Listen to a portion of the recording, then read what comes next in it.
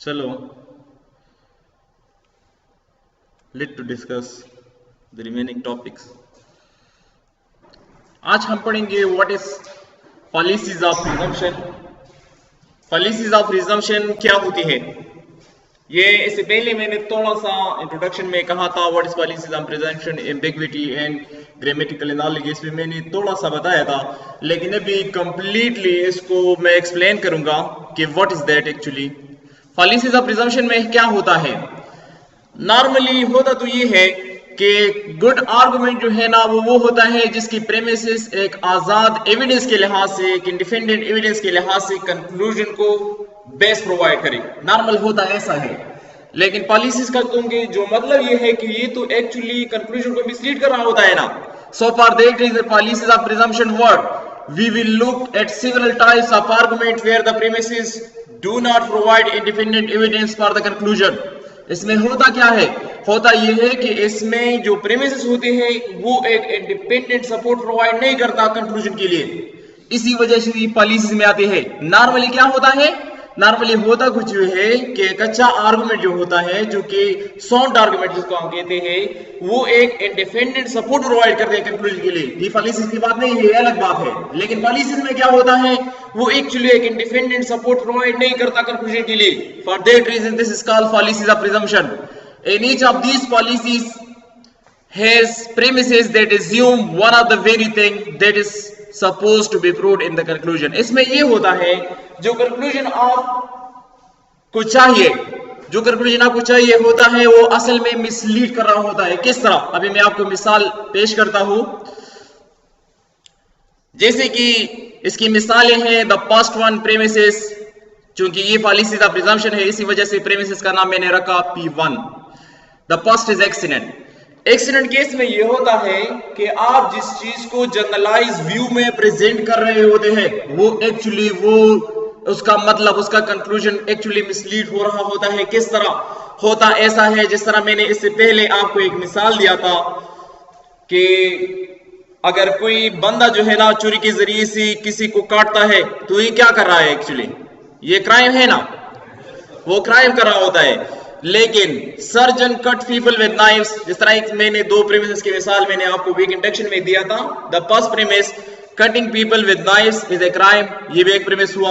अगर दूसरा प्रेमिस मैं पेश करूं surgeon cut peoples with knife, और इसका कंक्लूजन डेफिनेटली आएगा surgeon are criminal, this is accidental case. ये जर्नलाइज व्यू में कंक्लूजन को मिसलीड किया इसने, तो ये किस चीज में आ रही है, एक्सीडेंट में आ रही है। जो दूसरी बात है ना वो है कॉम्प्लेक्स क्वेश्चन। हर एक क्वेश्चन का अंदाज अगर आप बदले, सही है ना, तो वो डिफरेंट हो सकता है। किस तरह, ये भी एक पॉलिसीज क्रिएट कर सकती है। जिस तरह लेट सपोज एक बंदा है वो अपने बच्चे को मार रहा होता है और आप इसको क्या कहते हैं, आप इसको इस तरह कहते हैं कि when did you decide to stop beating your children, सही है ना, ये एक क्वेश्चन आपने किया।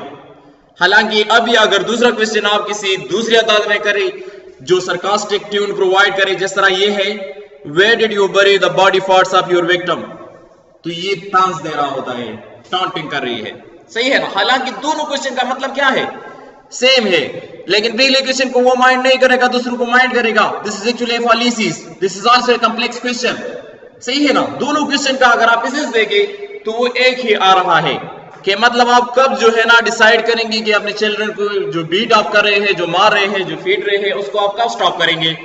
और दूसरी पार्ट में आप क्या कर रहे हैं, एक सरकास्टिक ट्यून में आप कह रहे हैं, एक टॉन्टिंग ट्यून में आप कह रहे हैं, तंज दे रहे हैं, सही है ना। तो ये क्या है, ये एक्चुअली एक पॉलिसीज क्रिएट कर रही होती है। This is also the policies of presumption.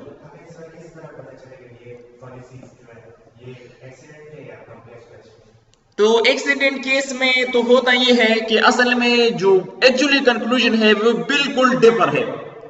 जिस तरह सर्जन और नॉर्मल बंदों की मैंने मिसाल पेश की कि आम बंदे जो है ना छुरी के जरिए से जब लोगों को काटते हैं, और इसी तरीके से सर्जन भी छुरी के जरिए से काटते हैं, सही है ना। तो सर्जन किस लिए कर रहे होते हैं और आम बंदे किस लिए कर रहे होते हैं, एक क्राइम में आता है, दूसरा क्राइम में नहीं आता, ऐसा है ना। तो ये एक्सीडेंटल हो गया, हालांकि कंक्लूजन मिसलीड हुआ। कंक्लूजन क्या हुआ, मिसलीड हुआ। लेकिन the first case is what, accidental case. Complex question में क्वेश्चन का एसेंस बदला जाता है, उसका जो रिजल्ट होता है ना वो बिल्कुल खत्म हो जाता है, सही है ना। तो ये क्या चीज है, this is a complex question, जिस तरह मैंने आपको मिसाल पेश की, तो इन दोनों में फर्क यही है।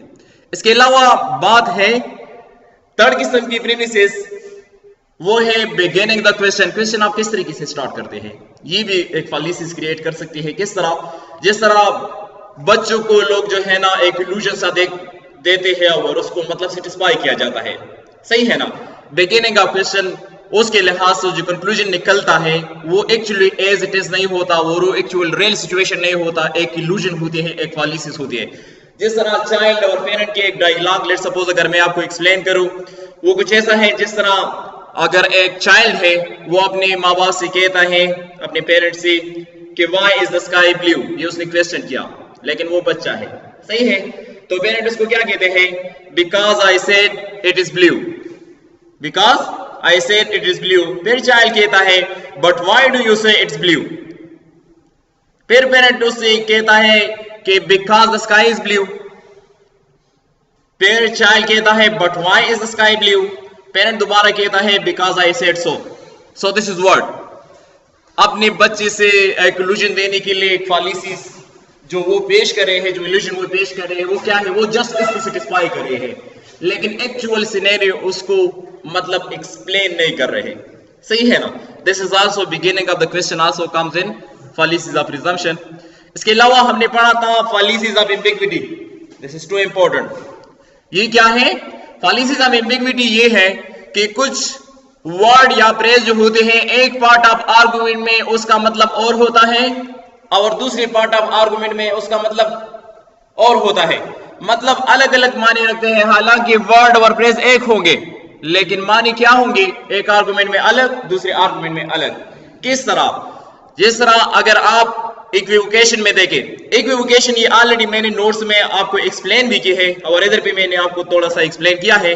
The first example of equivocation and the second example of accent, what is that, let elaborate कि आप जाने व्हाट इज दिस। इक्विवोकेशन वो होते हैं कि एक सिंगल टर्म दो मुख्तलिफ जगहों पर जब इस्तेमाल होती है आर्गुमेंट में, उसका मतलब किस तरह अलग हो सकता है।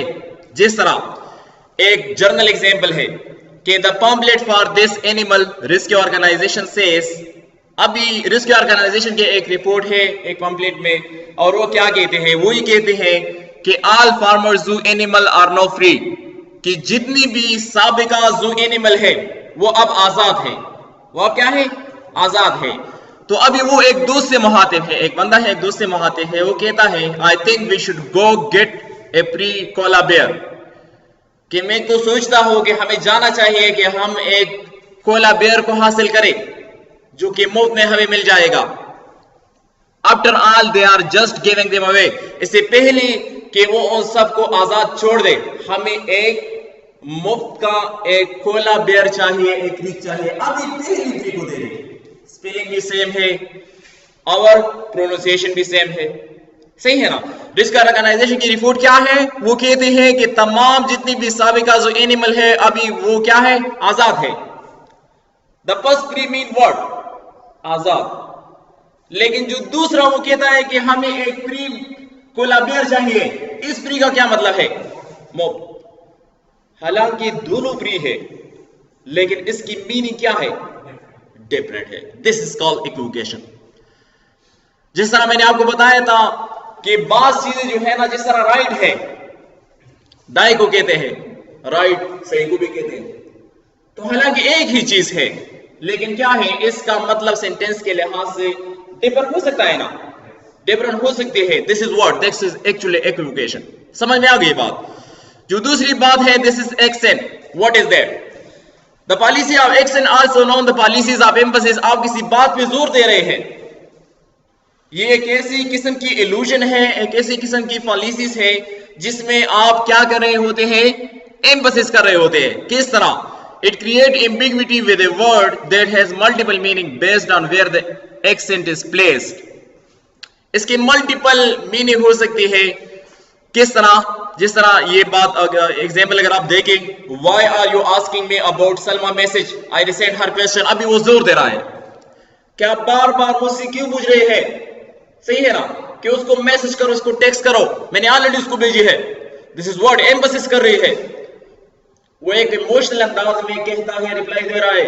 अगर आप किसी बंदे को कह दे कि प्लान को मैसेज करो, आपने प्लान को कॉल क्यों नहीं किया, और वो आपको जज्बाती अंदाज में कोई रिस्पॉन्ड करे, this is accent. This is what accent. जब एक बात पे जोर दिया जा रहा होता है, this comes in what an accent. समझ में आ गई बात? इसके अलावा policies of grammatical analogy, this is too important. ये क्या है? इस सेक्शन में हम देखेंगे कि बाज केसेस ऐसे होते हैं जिसमें इनबैलेंस जो है ना some part of the paragraph में अलग होते हैं and some part of the paragraph में अलग। बाज चीजें जो है ना एज ए होल कोई पेश कर रहा होता है, बाज चीजें एज इन पार्ट्स में पेश कर रहे होते हैं। किस तरह? अभी इसको थोड़ा सा एक्सप्लेन करते हैं। ग्रामेटिकल एनालॉजी में सबसे पहले जो बात है ना, वो अगर हम एक्सप्लेन करना चाहे, इससे पहले कि टॉपिक एक्सप्लेन हो जाए, इसके एग्जांपल में एलाबोरेट करूंगा ताकि आपको समझ आ जाए। ग्रामेटिकल एनालॉजी में होता क्या है, ये पॉलिसीज जो है ना एक्चुअली ग्रामेटिकल एनालॉजी के लिहाज से है, ग्रामेटिकली सेम चीजें जो आ रही होती है। किस तरह? जिस तरह एक बात में अगर आपको एक्सप्लेन करो, कंपोजिशन, जब आप किसी चीज को एट्रीब्यूट से होल में डिवाइड करते हैं, सही है ना?